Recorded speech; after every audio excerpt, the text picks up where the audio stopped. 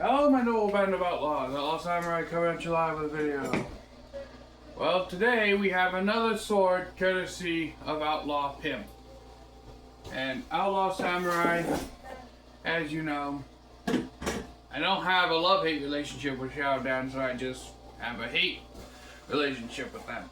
And it's mainly due to their past history and their business practices.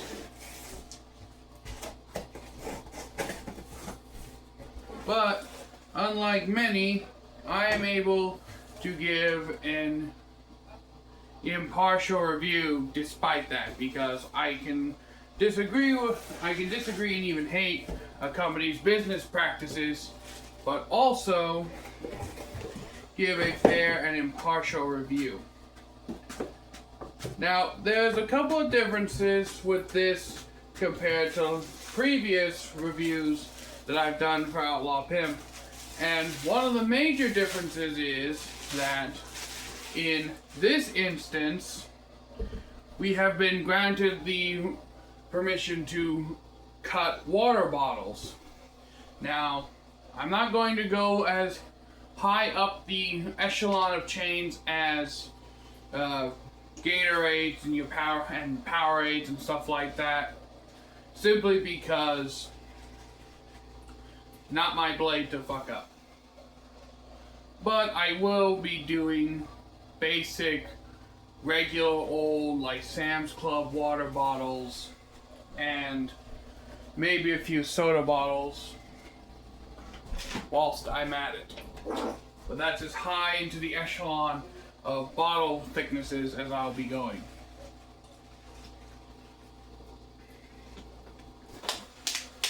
But without further ado, proficient, let's get started. Now, Outlaw Pimp has told me, these even come with a couple spare Mikugis, that I would really going to like this sword. So, without further ado, proficient students. Da-na, da-na, da-na, da-na-na-na-na-na. Oh!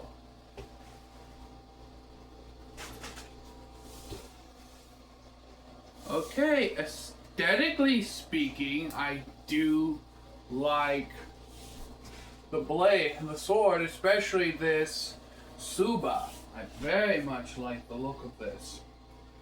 In fact, if I had it, I'd actually copy this Suba in a thicker metal.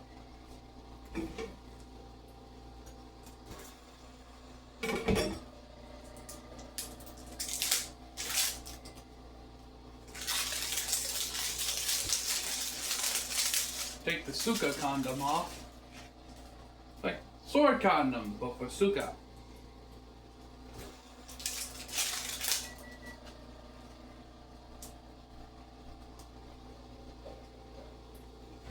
Come on.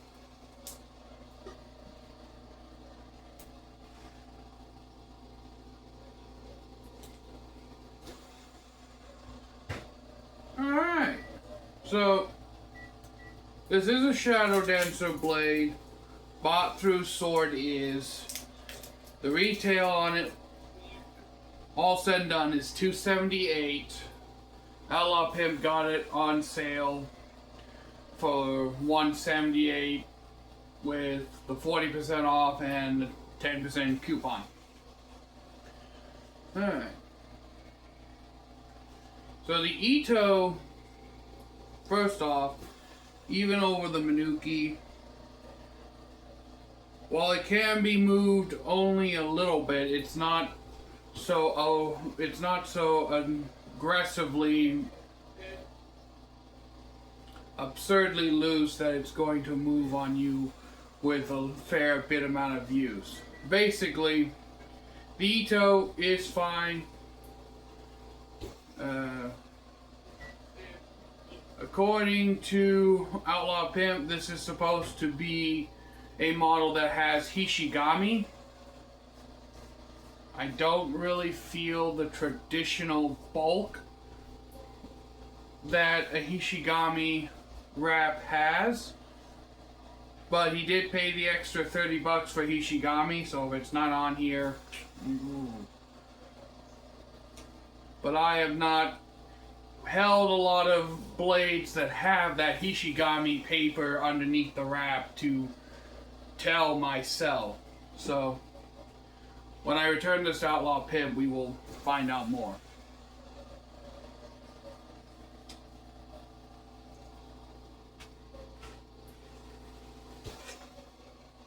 Ooh, the surprises just keep coming. This is a 9260 spring steel blade. Remove the sword condom. Oh, you're so dirty. You're such a dirty girl. Sorry, children. If you don't know who the YouTuber who says that, the sorry children, it's Uncle Roger. Alright. This is an interesting one.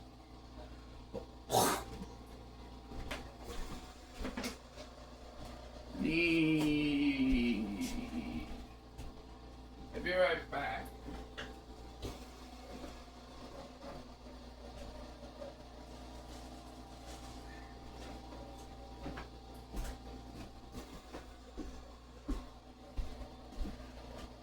Need something to wipe the oil off.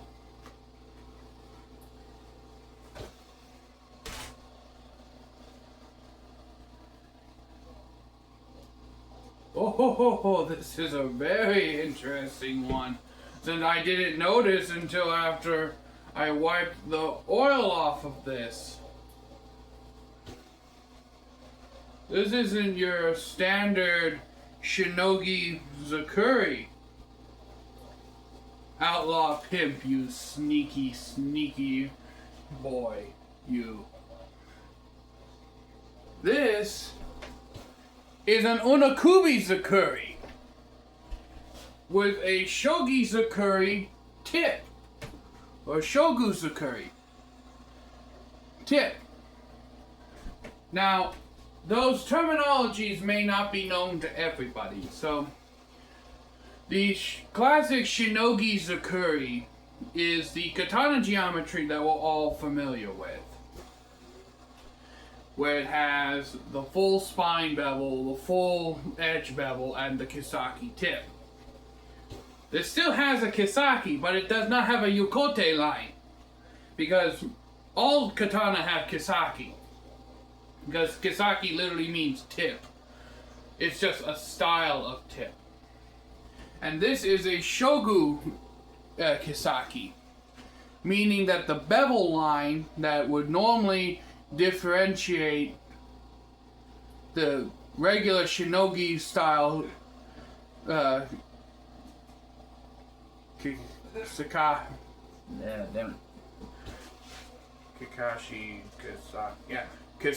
meaning that the bevel line and the yukota that would usually separate the shenogi style kasaki, I should say, not Kakashi. This is a multi-shadow konjutsu. There, obligatory Naruto reference. Essentially, there would be a line here, and instead of the spine bevel going like so, with a shogu zakuri, the spine bevel falls all the way up into the tip of the blade. And there's no kasaki, there's no yukota line creating a counter polished traditional kasaki tip. And you're probably wondering, well, Outlaw, why is this so surprising? I'll tell you why. Because most of the time on mass-produced swords, especially katanas, you only ever see one of two styles, the unokubi or the shenogi zakuri. And I'm getting to the unokubi part in a moment. But shogu zakuri where you don't have a defined traditional kasaki tip, but you still have the kasaki because kasaki just means tip of the blade, was created during the Heian period, during the Mongol invasions. This style of tip became very prevalent on swords during the Mongol invasions because this style of tip actually helps to reinforce the tip so that it can thrust and stab better. And the Japanese who fought the Mongols, they saw that their regular shenogi, zakuri, kasakis, they weren't stabbing as deep into the Mongols' lamellar armor.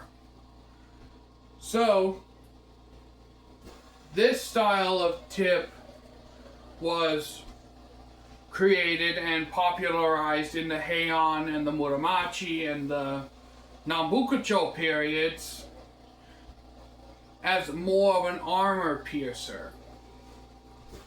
Now, as far as I'm aware, shenogi zakuri also have a flared reinforcement on the spine, but this one does not seem to have that. And that's also because this one is not just a standard shenogi zakuri, this is also an unokubi So you could say this is a hybrid between a shogu zakuri and an unokubi zakuri. And what do I mean by unokubi zakuri? I mean this part, where the blade is your standard shenogi zakuri style of backing. Just a moment. Now, back to what I was talking about.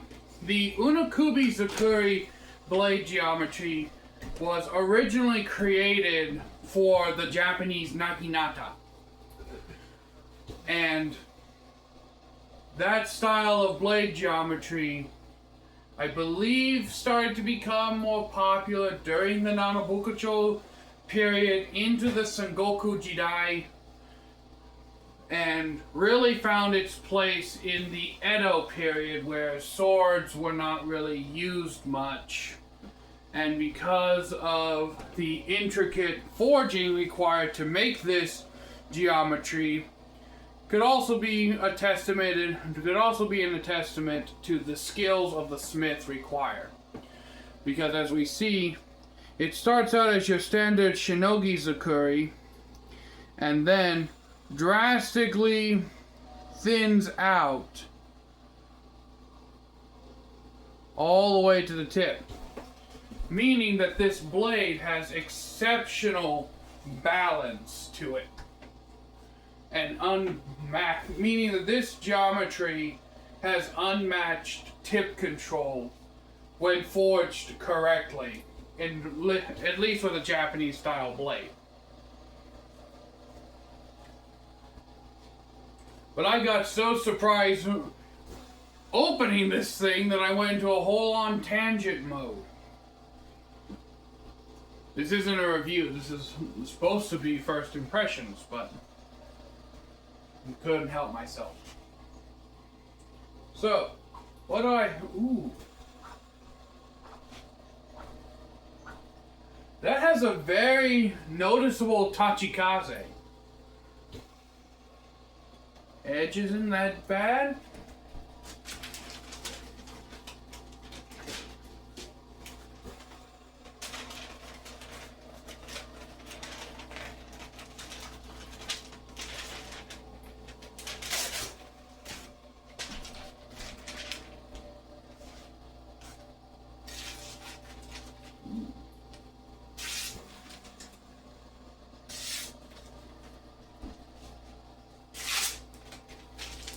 Oh, this thing's going to...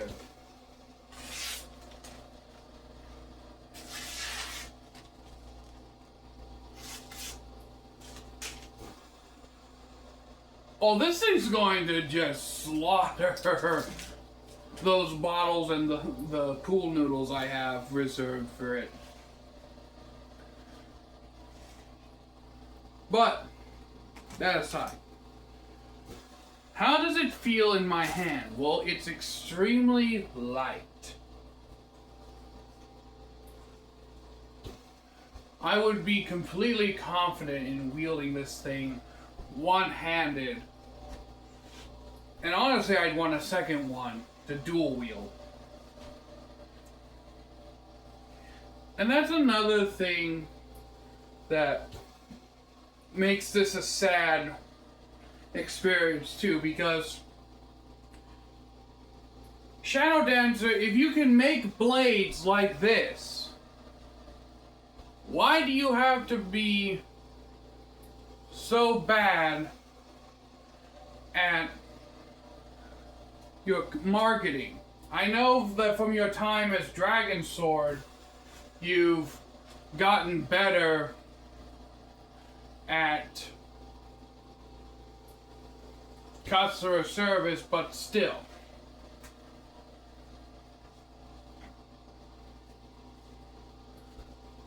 Why you gotta make a blade this nice and have such a bad rep? And the whole lying about your steel thing. Which even now I question if this is actually 9260 and not 5160. But that's just me. I'm not a very trusting person once I've been lied to. Or if I find out someone lied to my friends. Now then. How does this feel? Well, so far it feels great. As I said before, I have tremendous tip control.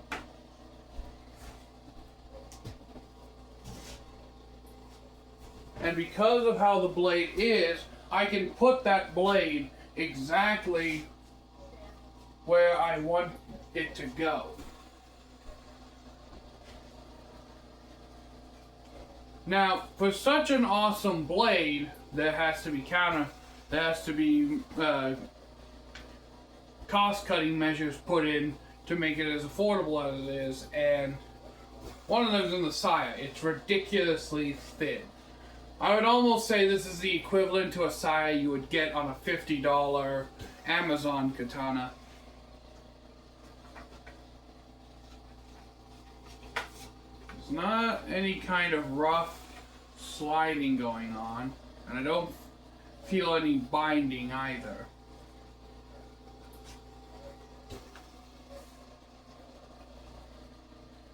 The retention is great. Now, Gargoyle recently mentioned that this kind of test isn't exactly that good, because if you're doing this with a blade and it doesn't pop out, then he mentioned something about, yeah, this is going to pop out if you keep shaking it upside down like that. But tell you the truth, I was ungodly tired when I watched that video, and I kind of drifted off. So I don't remember exactly what he said. But I feel this test does have merit, because it shows just how snug it is at the beginning and gives you a general rough idea of how it's going to stay that way for the first few draw cycles. And this thing definitely locks in. Like, I can't just pop this bitch out with my thumb easily. This thing definitely locks in to the saya. And there's not even a gap between the seppa and the saya. A lot of katanas will actually have little gaps between the seppa and the saya. I'm not seeing that. Or the gap is just so minute that it doesn't actually matter. So the fit is extremely well made. This won't have to be shimmed for quite a long time with a lot of use. The fittings are simplistic, yet also offer some elegance with the stippling and the little line pattern. The fuchsia is also the same.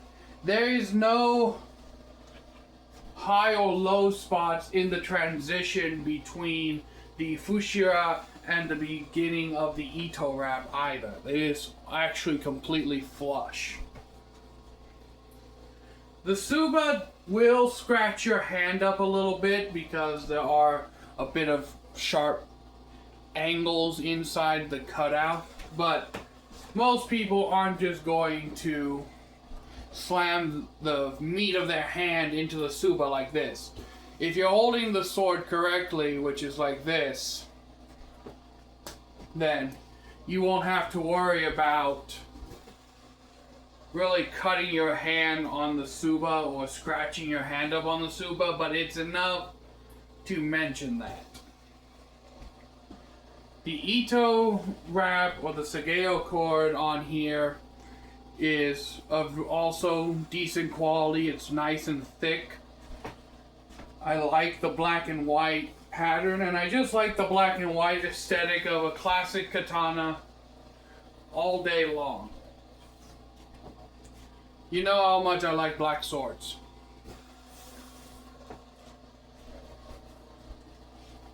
But in any case,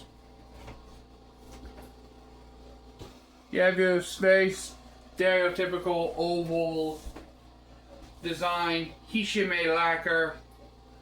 Don't know if this is supposed to be bullhorn or not, if it's just plastic, but there is a difference here. The koigata is, I believe, also either bullhorn or plastic, one of the two. Of course, they had to put shitadome, or as I call them, shitty-dome, because unless these things are glued in place, the moment you unravel this Ito wrap to actually use this sword for practice, they're going to pop out and scratch up your saya, and it's just a nightmare. I'd rather them not even be on there.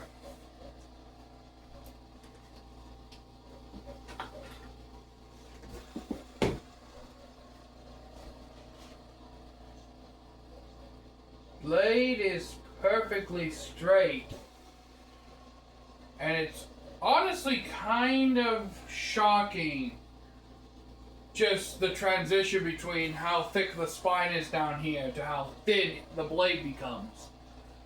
Now, there's obviously a lot of trade-offs with this kind of geometry, but that I'll get into in the review.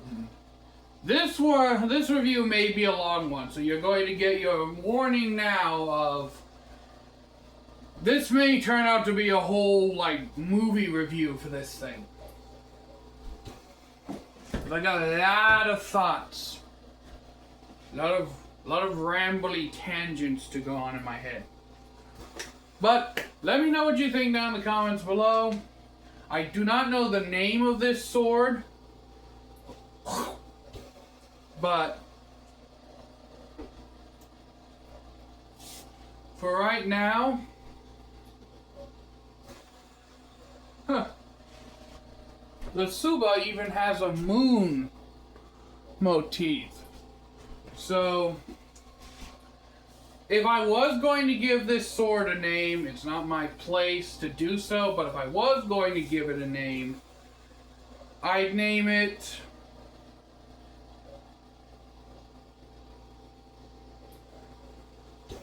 Tidal Moon, or Shadow Moon. No, not Shadow Moon, Tidal Moon.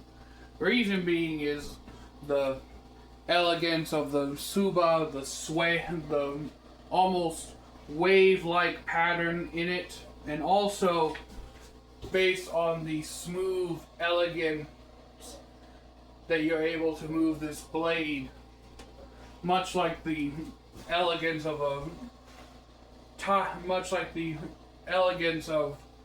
the tide lapping against the shore on a moonlit night. But let me know what you think down in the comments below, my noble band of outlaws. Until next time, Outlaw Samurai tells all y'all be crazy rednecks who reviews the weapons. I'm out, peace. I'm sorry for the full-on tangent that made this video 25 plus minutes.